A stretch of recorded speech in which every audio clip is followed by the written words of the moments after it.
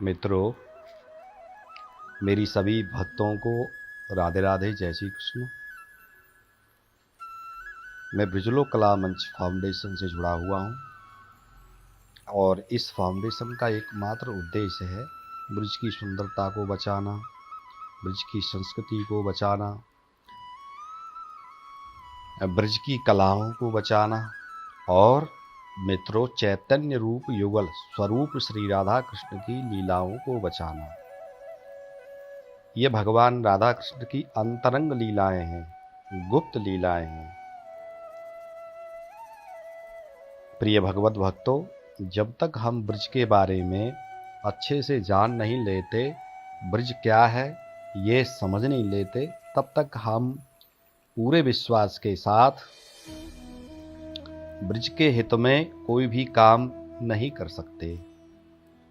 इस विषय में मित्रों गोस्वामी तुलसीदास जी ने एक चौपाई में कहा है कि जाने बिनु न होए परतीति और बिनु परतीत होए नहीं प्रीति। अर्थात जब तक हम किसी को जान नहीं लेते तब तक हम उस व्यक्ति से प्रेम नहीं कर सकते। जब तक हम किसी विषय के बारे में अच्छे से जान नहीं लेते तब तक हम उस विषय में पूरी तरह से नहीं उतर सकते। इसलिए पहले जानना जरूरी है, तभी उस विषय के हित में अर्थात ब्रिज के हित में हम अपने मन से काम कर सकते हैं, तन से ब्रिज के लिए काम कर सकते हैं, मन से ब्रिज के लिए काम कर सकते हैं और यदि आप चाहो तो धन से भी ब्रिज के लिए काम कर सकते हो। मित्रों, इसी उद्देश्य के कारण हम आपके लिए ब्रिज क्या है इसकी ऑडियो सीरीज लेकर आए हैं और ये हमारी चौथी ऑडियो सीरीज है।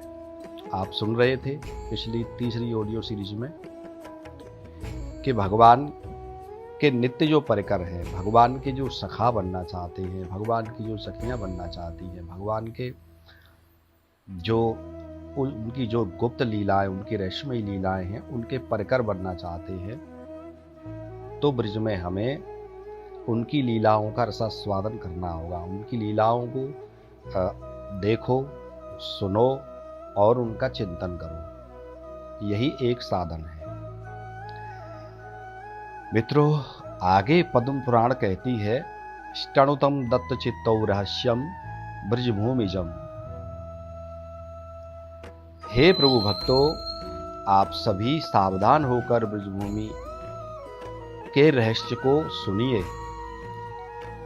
तस्मिन्नन्दात्मजः कृष्णः सदानन्दाग्र विग्रह आत्मा रामस्वात्मकामः प्रेमावतैरनुभूयते।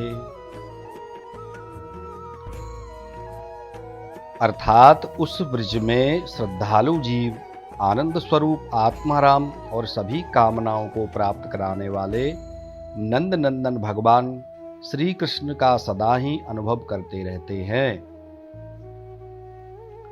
सच्चिदानंद पूर्ण पुरुषोत्तम का लीलाधाम ब्रिज मंडल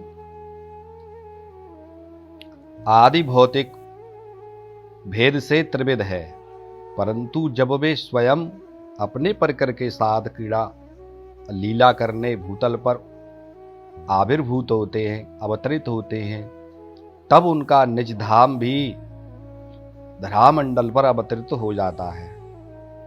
मित्रों, नित्य देश काल परिच्छिन्न वांगमनो गोचरातीत स्वयं ज्योति सनातन अक्षर दिव्य धाम रूप से वह आदि दैविक है। अर्थात जो उनका दिव्य धाम है वो आदि दैविक है। अर्थात इसका अर्थ है कि आदि भौतिक, ठीक है, आध्यात्मिक जो तीनों चीजें हैं, इन तीनों ही चीजों से ऊपर यानी कि वो परे की वस्तु है। इसीलिए कहा है कि इस स्वभाव का दर्शन, इस ब्रज का दर्शन, इस रहस्यमयी लीला का दर्शन भगवत प्रकाश से ही, भगवान की कृपा से ही संभव हो सकता है।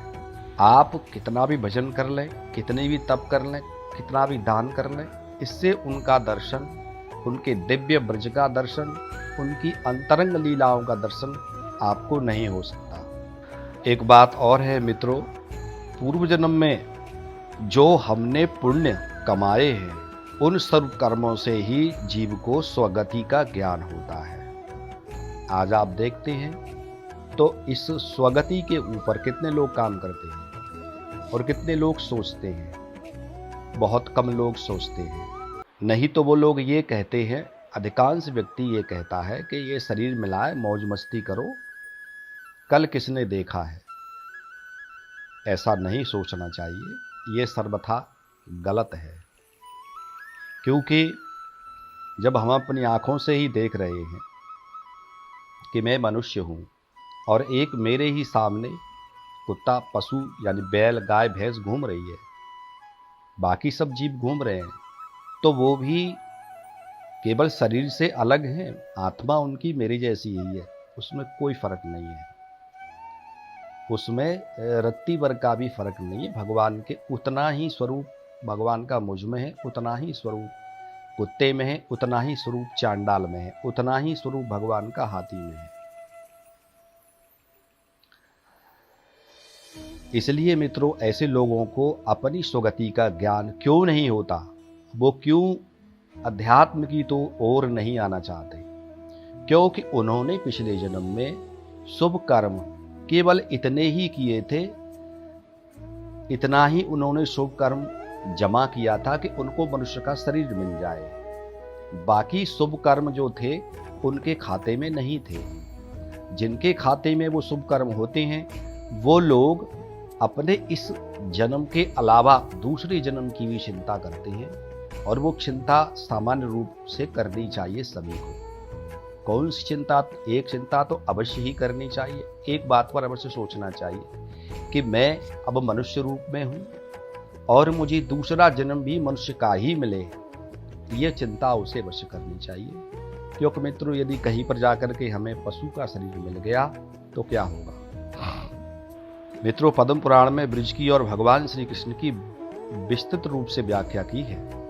इसे हम आपको बताने की पूरी कोशिश करेंगे। अब मैं आपको बृहद वामन पुराण से एक कथा बताता हूँ। बृहद वामन पुराण भगवान की ब्रज के लिए क्या कहता है? ब्रह्मानंदमयो लोको व्यापी वैकुंठ संगितः निर्गुणो नाद्यनन्तस्य वर्तते केवल अक्षरे। अर्थात भगवान के इस नितिला धाम वृंदावन में सभी प्रकार की संपत्ति विद्यमान रहती है, जिससे इसकी अलौकिक ही शोभा रहती है। अलौकिक यानी लौकिक नहीं। तो लौकिक क्या है? लौकिक में कहीं 45 डिग्री टेम्परेचर है, कहीं 50 डिग्री है, कहीं कितना है, कहीं कुछ है, कहीं आंधी तूफान, सब पीड़ित रहता है। लेकिन एकमात्र ब्रज ऐसा है जिसमें लौकिक प्रभाव नहीं होता। ये अलौकिक है, इसकी शोभा भी अलौकिक रहती है। आगे कहती हैं बृहद वामन पुराण, यत्र निर्मल पानीया कालिंदी सरितांबरा रत्नबद्धोमय तटा हंस पद्मादि संकुला।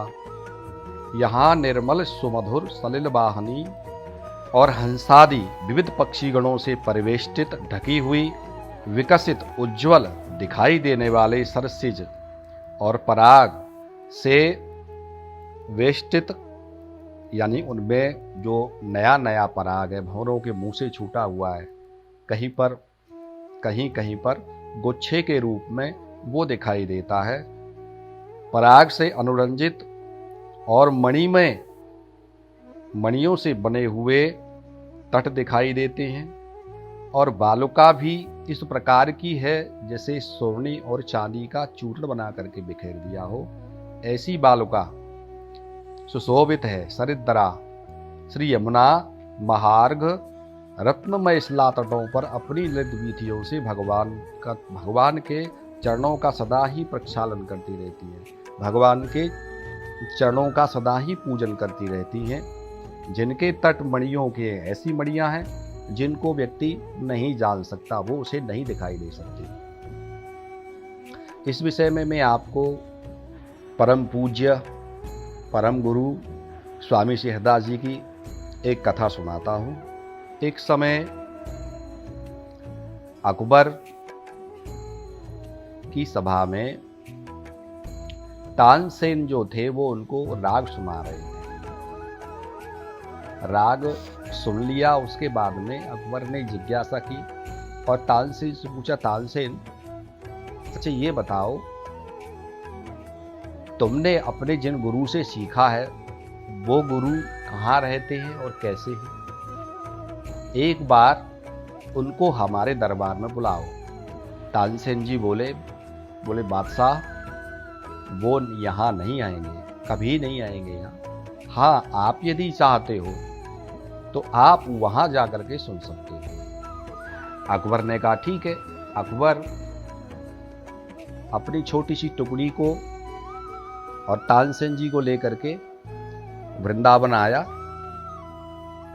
स्वामी जी के आश्रम में आकर के अकबर बोला,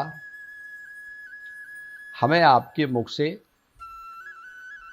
कुछ अच्छा सा राग सुनना है, आपकी जो भी इच्छा होगी उसको हम पूरी करेंगे, आप जो कहोगे हम उसको पूरी करेंगे।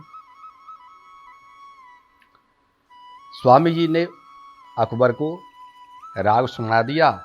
उसके बाद अकबर बोला, बोलिए आप क्या चाहते हैं? स्वामी जी ने कहा, बोले भैया, हमारे या केसी घाट को एक टुकड़ा टूट गया है, या केसी घाट के बाद टुकड़ा को जोड़ के पूरो कर दे। बादशाह अकबर हंसने लगा, बोला बस, अरे हम तो आपसे मैं तो सोच रहा था बड़ी बड़ी पता नहीं क्या रजवाड़ा मांगोगे, आपने क्या मांगा है? ये तो चुटकियों में हो जाएगा और इसे तो सामान्य लोग कर देंगे, मेरी क्या आवश्यकता है कि पहले देख तो लो उसको। अब जब स्वामी जी अकबर को लेकर के वहां पहुंचे और वो तट जब अकबर को दिखाया तो वो तट जो था, टूटा हुआ हिस्सा, इस प्रकार की मणियों से जगमगा रहा था कि अकबर सीधी दृष्टि से उसे एक बार नहीं देख सका। 2-3 बार देखने के बाद अकबर ने फिर उसको देखा। उसे देखने के बाद में अकबर जमीन पर बैठ गया और स्वामी जी से कहने लगा, ये तो बताइए कि ये कौन कौन सी मणियां हैं? पहले मुझे तो ये समझ में ही नहीं आ रहा कि ये मणि कौन कौन सी, मैंने तो आज तक देखा ही नहीं है, तो सही कैसे होंगे? और हाथ जोड़ करके बोला, प्रभु ये सही नहीं हो सकता। मित्रों, वो दिव्य वृंदावन था, वो दिव्य छटा स्वामी जी ने उसको दिखाई थी। इसलिए इसमें क्या, रत्न धातुमय श्रीमान सुपक्षी गण संयुता संकुला, इसमें ऐसे ऐसे पक्षियों के कुल रहते हैं जो जिनका नाम लेने में बहुत समय लगेगा। यहां पर चारों ओर कोमल कोमल हरी हरी घास लहलहाती रहती है, मधुर मधुर निर्मल निर्मल शीतल जल बहता रहता है और भांति भांति के स्वादिष्ट कंदमूल फल लगे रहते हैं, जिनको गऊ गोप और गोपियां खाकर के अति आनंद का अनुभव करती हैं। ब्रजवासियों की ये सर्वविधि सुख संपदा है। गिरिराज गोवर्धन की तो विलक्षण ही शोभा है, ये तो विलक्षण शोभा से विभूषित हैं। इनके ऊपर सुक, पिक, मयूर, मधुकर आदि की भीड़ लगी रहती है। ये हर वक्त हर समय कलरव करते रहते हैं, भगवान की स्तुति करते रहते हैं। इस प्रकार से ये समस्त ब्रजमंडल अपनी सर्वविधि संपत्ति से भगवान का क्रीड़ा स्थल बन गया है। मित्रों, बृहद बामन पुराण आगे कहती है कि जिस समय भगवान मत्स्य अवतार धारण किए थे, उस समय पर भगवान ने वेदों को ला करके प्रयागराज में स्थापित किया। प्रयाग में तीर्थ जो आज तीर्थों का राजा है प्रयाग, उसमें उन्होंने उन वेदों को स्थापित किया था। आगे जब वेदों को स्थापित कर दिया तो तीर्थराज प्रयाग को वहां का राजा बना दिया, राज तिलक कर दिया, सभी तीर्थों का आह्वान किया और सभी तीर्थों के मुखिया बना दे वहां पर तीर्थराज प्रयाग। भगवान तीर्थराज प्रयाग को सभी तीर्थों का आधिपत्य देकर के चले गए। मित्रों, उसी समय भगवान के जाने के बाद देवर्षि नारद बोले प्रयाग से, प्रयागराज आपने एक विषय पर ध्यान दिया। प्रयाग बोले, किस विषय पर देवर्षि? बोले, यहां पर सभी तीर्थ है, आए थे, केवल एक नहीं आया, वो प्रमादी ब्रिज यहां पर नहीं आया, और मैंने भी कभी उस ब्रिज को कहीं आते जाते नहीं देखा ना सुना। इस विषय पर थोड़ा ध्यान देना है आपको। ऐसा कह के देवर्षि नारद नारायण नारायण करते हुए चले गए। तीर्थराज प्रयाग के मस्तिष्क में, हृदय में अहंकार का एक बीज डाल करके देवर्षि चले गए। तीर्थराज को उस अहंकार से नींद नहीं आई रात को, और सवेरे ही भोर में ही वो भगवान के यहाँ पहुंचे। भगवान की स्तुति परिक्रमा करके बोले, प्रभु आपने मुझे तीर्थ का राजा बना दिया, तीर्थों का, लेकिन एक बात मुझे अवश्य खलती है। सभी तीर्थ आए थे, परंतु प्रयागराज की राज तिलक शोभा में ब्रिज क्यों नहीं आया? वो ब्रह्मादि ब्रिज क्यों नहीं आया? मित्रों, तीर्थराज प्रयाग की बात सुनकर के भगवान मुस्कुराए और बोले, तीर्थराज ये चिंता लेकर के आपको मेरे पास आना ही नहीं था। यदि आप विचार करते तो आपको पता लग जाता प्रयाग के ब्रिज मेरा घर है, मैंने तुम्हें घर का राजा नहीं बनाया है, तीर्थों का राजा बनाया है। प्रयागराज ने जब भगवान की ये बात सुनी तो उनकी अहंकार का समूल रूप से नाश हो गया। हाथ जोड़ करके भगवान की स्तुति करने लगे। प्रयागराज तीर्थ चले गए। मित्रों, कलिकाल में जब प्रयागराज से पापों का भार सहन नहीं हुआ तो घबरा करके वो भगवान के सम्मुख पहुंचे। भगवान बोले, प्रयागराज आपकी दशा तो बड़ी विचित्र है। इतना सुंदर रूप था आपका श्वेत रंग था, सफेद गोरे थे आप, तो ये क्या काले हो गए? बोले, प्रभु इस कलयुग के पापों ने मुझे बहुत बुरी तरह से कलुषित और दूषित कर दिया, अब मैं क्या करूं?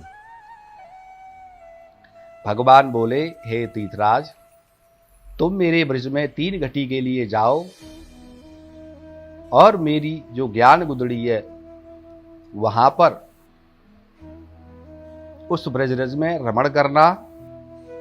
उसके बाद तुम्हारा यथावत जो स्वरूप था वैसा ही स्वरूप बन जाएगा। मित्रों, आज भी तीर्थराज प्रयाग ज्ञान गुदड़ी में आते हैं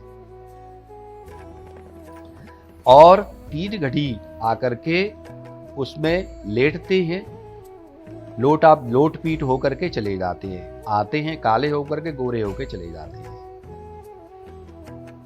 मित्रों, ये ब्रिज है जिस ब्रिज की हम आपको बात कर रहे हैं। एक बात और आपसे कहना चाहता हूं मैं, आपको कोई सुझाव देना हो या अपनी कोई बात कहनी हो तो कमेंट बॉक्स में आप लिख सकते हो